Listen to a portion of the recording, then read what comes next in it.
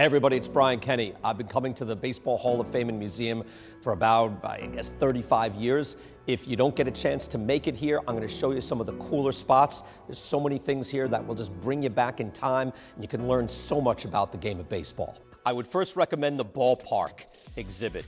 It's a celebration of the old wooden ballparks of the 20th century, early 20th century. Most of these parks, except for Fenway and Wrigley Field, are now gone. You can't go see them.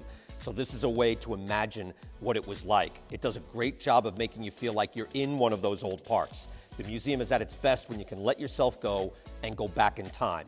This is a good place to do just that.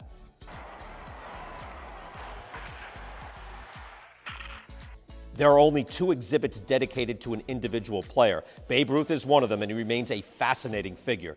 This exhibit, devoted to Ruth, isn't just hero worship. It tells the full story of Babe Ruth, the greatness and the excess of his life. It's worth being there and doing some reading and learning.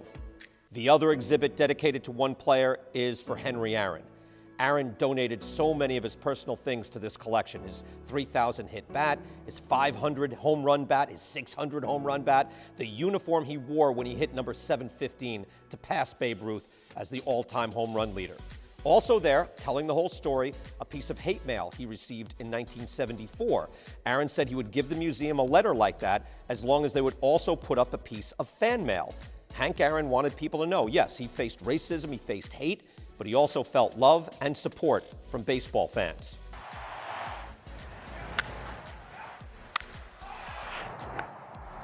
And here's one of my personal favorites. It was here when I was a kid, and it's still here now. Stan Musial's locker.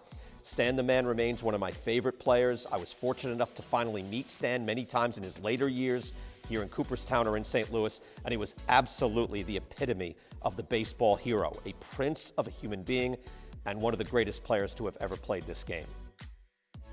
And any tour of the museum has to culminate in the plaque gallery.